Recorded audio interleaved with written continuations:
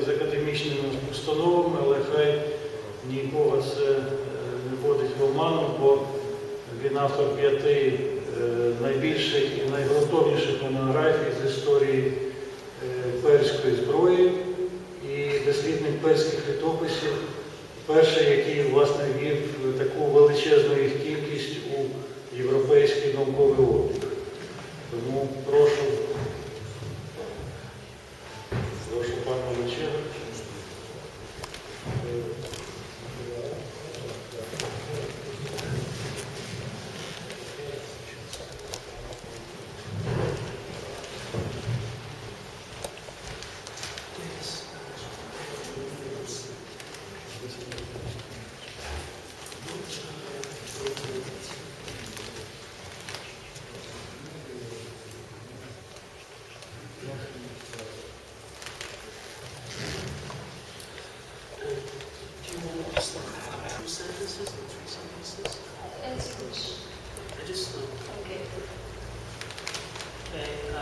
My name is Манучегр Моштаг Хорасані.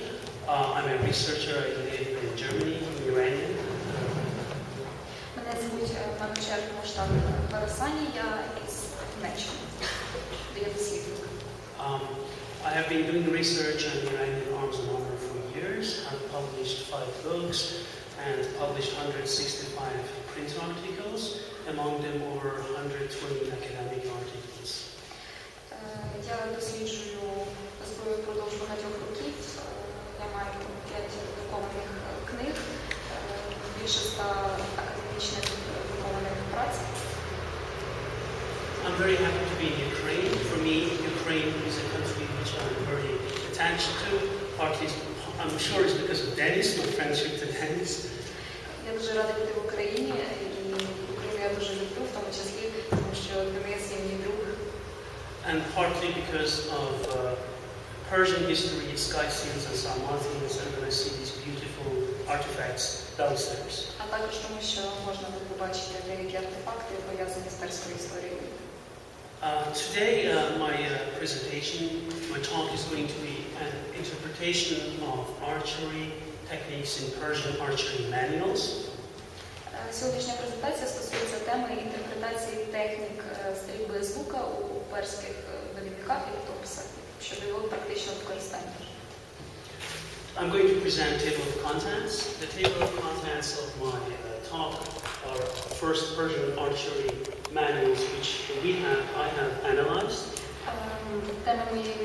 Частини теми доповідей будуть стосуватися перських давніх довідників, які я проаналізував. The topics of Persian archery manuals. Теми, які висвітлюються у перських документах зі стрільби з луку. Focus of my article, which is going to be published for this conference. А також те, на що я особливо звернув увагу в доповіді, яка опублікована в матеріалах цієї конференції. I'm going to say to show you different parts of the Persian bow in our language based on the manuals. Я також покажу різні частини лука, як вони називаються перською. Because the Persian archery manuals are very detailed, I'm going to just talk about the topic of my presentation today. Перські довідники зі стрільби з луку є дуже деталізованими, тому деякі аспекти ми покажемо в презентації. Number 6, grasping the bow grip, because there are different ways. Наступною темою буде захват рукоятки лука, які є види цього захвату. And drawing methods. А також як можна натягувати тетиву лука. And then conclusion. Звичайно, висновки. Persian archery manuals, which we have analyzed, I translated many of them, and together with my colleague Pete Dwyer, he is an archery expert, a scientific analyst, and also a scholar in the field. I translated them, then he annotated them, we published so far 5 different articles, manuals. Ми досліджували з моїми колегами перські довідники зі справи стрільби з луку. Ми багато чого опубліковували з цих довідників у своїй праці. One is a manual, which is not only in archery, it's also about swordsmanship, it's about spear fighting, it's about lance fighting. by Sharif Muhammad, the son of Muhammad Ahmad Mehdi, from the period of Shah Ismail Safavid. Один із довідників не тільки стосується стрільби із лука, а й інших видів зброї. Цей довідник датований 1502-1524 роком нашої ери. І він написаний Шарифом Мухаммадом, сином Ахмада Мехді. This manuscript is translated, annotated not only archery part, but among other manuscripts in my last book. Цей манускрипт був, матеріали з цього довідника були використані у академічних роботах. The second one is Jami' Hidayat fi Ahkam al-Umayyad, complete guide concerning the science of archery by Nizamuddin Ahmad ibn Muhammad ibn Ahmad. Наступне джерело, яке ми аналізували, датується 1622 року нашої ери, і це є повний посібник, який стосується справи стрільби з лука. And then undated manual, Risale Calendary, collected by Kapur Chand. Також це джерело без відомої дати його написання, яке стосується інструкцій та посібників зі стрільби з луку, і це джерело було зібрана, інформація з цього джерела зібрана Капуром Чандом. And then Risale Calendary, or excuse me, Risale Mosname, archery manual number D, which is from the 18th century. З 18 століття ми досліджували довідник по стрільбі з лука. And all these number A, B, C were published in my last book. В останній книзі були опубліковані дослідження під буквами А, Б та С. Number D was published a couple of months ago in an academic magazine. Дослідження документу з позиції D було опубліковано в академічних виданнях. Number E, we are working on it with E, is going to be published soon in an academic magazine. Над довідником під буквою І ми досі працюємо, і його аналіз буде опублікований в академічних працях. The references you can see here. Ви також можете побачити посилання. I'm going just to go very detailed, not in detail, I'm going to show you how detailed the Persian archery manuscripts are. You will not believe it. Перські праці зі стрільби з лука є дуже деталізованими, ви навіть не уявляєте наскільки, тому я огляну, які теми розглядаються у цих. The history of arrows and bows, it always goes back to the ancient Iran, describes the ancient kings of Iran, then comes to the Islamic period. Усі ці праці описують давні події, вони ґрунтовані саме на реальних подіях історичних. You see how ever present, even in the Islamic period of Iran, even today, the ancient Iran is. Ми можемо інтерпретувати давні події і використати їх досвід у теперішньому часі. Number two types and characteristics of archers. They describe if an archer has a long neck, if an archer has strong shoulders, depending on height, what he should do. Також у перських документах визначаються типи і характеристики тіла самого стрільця із луку. You see number 5, I just go 3 and 4 principles, branches. Number 5 is different types and characteristics of arrows and arrowhead. They describe which arrowhead you should shoot against an armor, which arrowhead you should do this, and so forth. Також у цих документах, у довідниках і інструкціях описуються типи та характеристики різних стріл та наконечників. Of grasping the bow. Ви тут можете побачити 5 різних методів захвату рукоятки лука. You see in the column the name of the manual, archery manual. У стовпчику можна бачити назву документа, де є опис цих способів. And in which manual, which archery, which grasping method is mentioned. А також у яких із цих довідників конкретний спосіб не указаний. I'm just going to go and read one of them for you, just to understand how detailed they are. The first one is Abzeye Changale Baz, which we are going to hold like this, right? He describes one holds the bow in the left hand with an arrow. The grasp should be between the proximal and middle joints, and one should hold with small finger, the ring finger and the middle finger tightly clenched, and keep the index finger slanted and put the thumb on the middle finger and ring finger. This grasp is the famous hawk's claw grasp. This is also called the grasp of Bahram Nikur. Один із захватів рукоятки лука називається кіготь яструба або захват бахрами. У довіднику Шаріфа Мохаммеда було написано наступне, що стрілець тримає лук у лівій руці разом зі стрілою. Рукоятка повинна бути закріплена між останньою фалангою та середньою фалангою пальця вказівного. При цьому мізинець, безіменний палець та середній палець повинні бути тісно притиснені до самої рукоятки, а вказівний палець повинен бути дещо нахилений. Великий палець повинен розміщуватися на середньому пальці та безіменному пальці. Цей захват називається захват кіготь яструба, або також захват бахрамагура. You see two different grasps, he calls them two names for one grasp.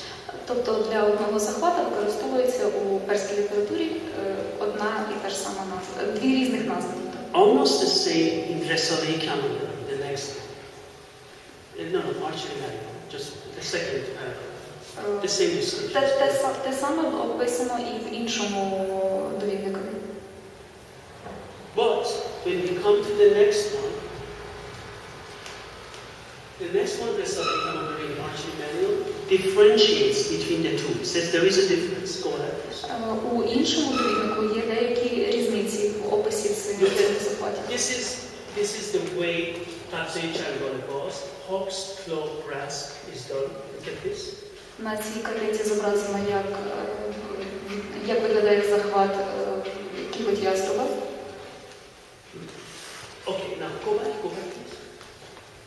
If you have a normal grip with mat which has a ridge like that, then your grasp also changes based on the bow grip. Якщо у вас є звичайна рукоятка, це також змінює захват. The same grasp цей самий захват on a rounded grip на круглій рукоятці.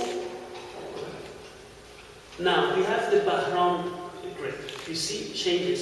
In the Qabzai Khandon open grasp, also Bahram grip is this one. Instead of like this, you go up. Instead of holding like this, У цьому випадку великий палець в захваті піднімається дещо вище, ніж у вписаних раніше методах. Again, on two different bow grips. Тепер знову ви бачите інший вид рукоятки. Now we go to square grip. Тепер ми розглянемо квадратну рукоятку. The square grip, you see in German Hedayat fi el-Murramayat.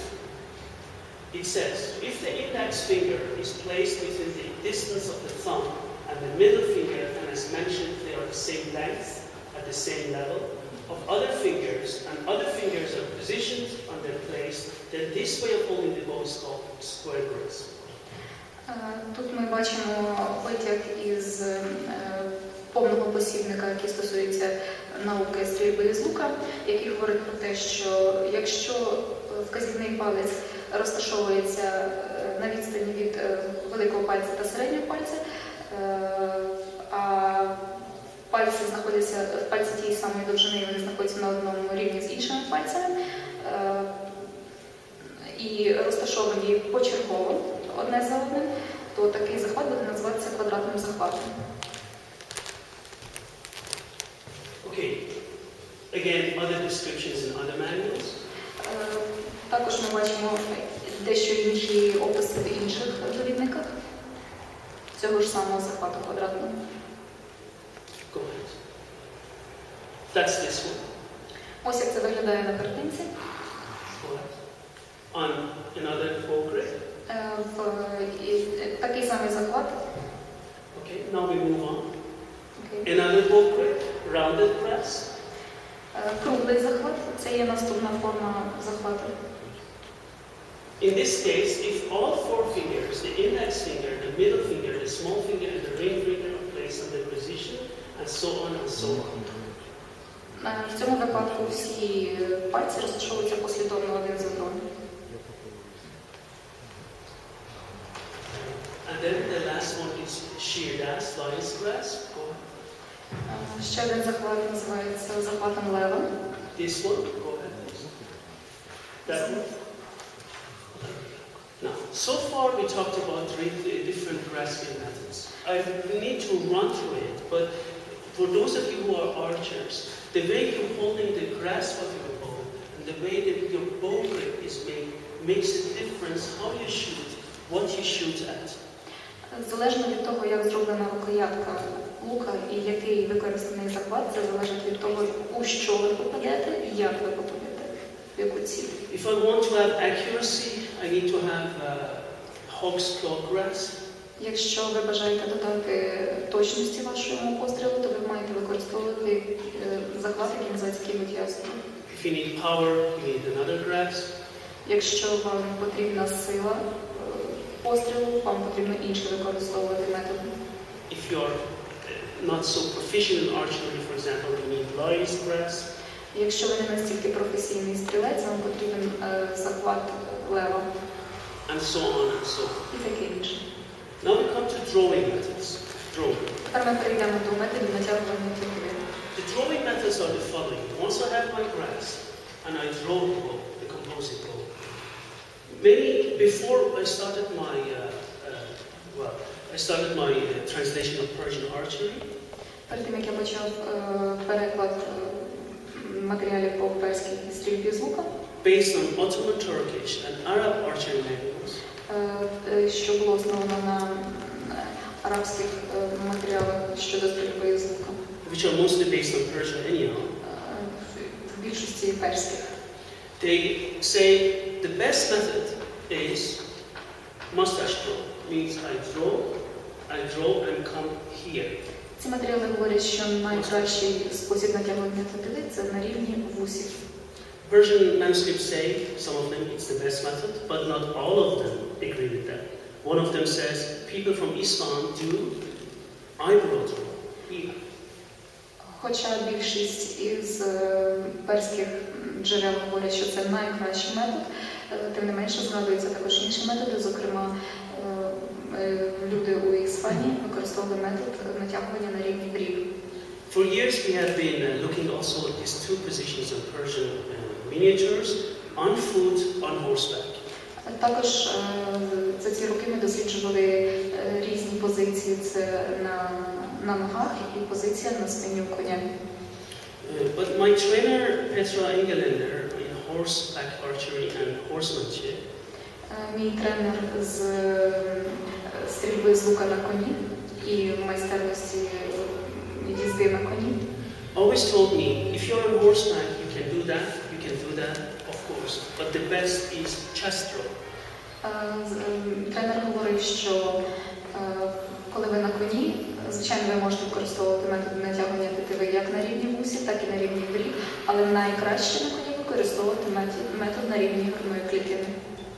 I'm proud to say I have just found it just 2 months ago in a new Persian archery manuscript, which definitely says when you're on horseback, the best chest draw. І я хочу вам сказати, що я був дуже задоволений, коли близько 2 місяців тому у перських літописах я знайшов саме опис цього методу натягування тетиви на рівні грудної If the клітини. distance is especially far away. І тим паче, що коли вам треба дістати ціль, яка досить далеко від вас знаходиться. And we have also bear draw. Також існує метод натягування тетиви на рівні бороди. You see here, for example, they describe the drawing methods. We don't go through them because they're just explained. На цих картинках ви можете побачити, як зображені ці методи у джерелах історичних. That's mustache draw. Перший спосіб зображений – це спосіб натягування на рівні вусів. This is mustache draw again. Це також на рівні вусів. Eyebrow draw, you see that? With the eyebrow. На цьому зображенні ви бачите натягування на рівні брів. You You see that chest throw on horseback? Також ви бачите зображення, де стрілець на коні натягує тетиву на рівні грудної клітини. But you see, as I mentioned that, some of them say mustache throw is the best type of throw. Як я вже сказав, деякі джерела говорять, що натягування на рівні вусів є найкращим способом для стрільби. I read this one for you. There are eyebrow throw, chest throw, and mustache throw. Leave the eyebrow and the chest and do a mustache throw. The best throw is to draw on the mustache and pass the arrow. The archer should not raise his shoulders, punch them under the pressure of the bow as seen in many miniatures, while drawing the bow, and he should hold his left arm like a column. The forearm, the arm, the elbow, and the hand should match each other. Прочитаю витяг, переклад із одного з джерел, який говорить про те, що існує способи натягування на рівні брів, на рівні грудної клітини та на рівні вусів. Залиште способи на рівні брів та на рівні грудної клітини і використовуйте спосіб на рівні вусів. Найкраще натягувати тетиву на рівні вусів і вздовж мочки вуха. Стрілець не повинен піднімати свої плечі, а швидше зігнути плечі під вагою лука, що зображено, зокрема, на багатьох мініатюрах. Таким чином,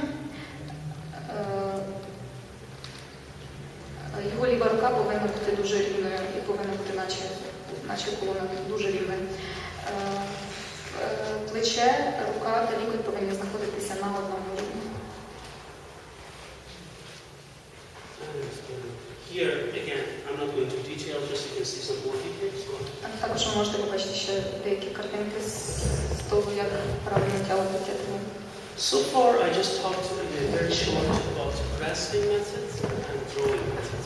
Таким чином ми коротко обговорили способи захвату рукоятки лука, а також способи натягування тетиви. I would like to stress that what I'm interested as a martial artist and as a swordsman is in true application of these weapons. Наразі хочу наголосити, що те, у чому я найбільш зацікавлений як дослідник джерел, це як можна способи та методи, описані у перських документах, використовувати зараз. To me, application is important also for archery. Зокрема, мені дуже важливо використання цих методів і способів у стрільбі із лука. I'm not interested in trick archery. Я не зовсім цікавлюся звичайною стрільбою. Someone has a light bow, makes two jumps in the air and shoots an arrow. This is a joke. Дехто з вуличних майстрів можуть стрибати і одночасно стріляти із лука, але це деякою мірою гумор. Be it in wrestling, be it in empty-handed, be it with weapons, be it with bow. This is a war instrument. Це в першу чергу інструмент для війни. In the moment when I do trick archery, you can do trick swordsmanship or trick wrestling. This we can go to a circus. Власне, коли стрільба із лука використовується в вуличному мистецтві або для показових виступів, це більше схоже на цирк. Why do I mention that? Because I'm proud to say Persian archery manuals describe warfare archery. В першу чергу перські історичні документи пояснюють і описують використання лука у військових діях у війні. They do not say, ride your horse, go very fast at 90 degrees, shoot a target 2 or 3 meters away from you. Вони не говорять про те, що ви маєте сісти на коня, швидко їхати і за 2-3 метри від вас поцілити у ціль. I describe some of the training methods they have. Get a heavy bow. У цих документах також описується методи для навчання стрільби з луком, в тому числі для важких луків. Have a bodkin, have a bodkin, an arrowhead like a bodkin. Також про наконечники для стріл особливі. Pull your arrow as strong as a champion. Як можна натягувати тетиву настільки сильно, наче ви чемпіон у цій справі. Pierce its steel sheet. А також як стріляти в стоячу мішень. We measure how far your arrow went into the steel sheet. Ми досліджуємо також, наскільки глибоко ваша стріла потрапляє у стоячу мішень. For accuracy, Для більш високої точності get a raw egg, ми використовуємо сире яйце, put it on a clay at shoulder level, ставимо її на підставку на рівні плечей, get a very light bow, використовуємо дуже легкий лук, get an arrowhead which has a needle head, використовуємо стрілу, яка має наконечник у формі тонкої голки, with a thin cane, з дерев'яною частиною дуже тонкою, no feathers, без різних пер. go and sit down. Стрілець сідає, Before your knee hits the ground, на коліна знаходиться на землі. shoot through the egg, Стрілець повинен поцілити у яйце. so your arrowhead goes through the egg without the egg exploding. Найвища мета цієї вправи в тому, щоб голка проткнула яйце і яйце не розбилося. And these are only two methods, and there are many different methods what they describe for getting muscle here, for getting stronger. Для цієї справи, щоб потрапити в яйце, існує всього два методи. Також дуже багато методів навчань у стрільбі з лука направлені на те, щоб розвивати фізичні якості стрільця. And just one more thing maybe is because we are trying to replicate these training methods. Ще одна річ, яку ми хочемо описати у цих навчальних методах. It is said so far, we don't know if it's true or not. Там так у документах написано, що The last conclusion of mine, the last Tahir al-Balkhi, a Persian archery expert, експерт з перської стрільби з луком, who was blind on his left eye, який не бачив на ліве око, possibly because of a war wound, можливо, тому що у нього було поранення на війні, was asked by the king, Persian king, його запитав перський цар, how accurate he could shoot. наскільки точно ви можете стріляти. In front of the king, he brought his bow and some arrows. Він приніс до перського царя свій лук та деякі стріли. Loosened the shaft from the arrowhead. Натягнув на стріли свій наконечник. Put some wax in it. Дещо намастив їх воском. Hot wax. Shot into the ceiling. Вистрілив у стелю. One after the other in a row. У ряд підряд усі стріли. Waited until the shaft came down. Дочекався, доки стріла впаде. And the arrowheads were sticking into the ceiling. І наконечники стріл досі торчали у стелі. And his answer to the king was that accurate. And he shot back them into the arrowheads. І відповідь для царя була так. Ось настільки я можу точно поцілювати. So we have power, we have accuracy, we have mindset of a warrior. This made Persian archery, not trick shooting. Перська стрільба із лука в першу чергу характеризується силою, точністю і майстерністю стрільця. And that was my presentation today. Thank you. Ось такою була презентація.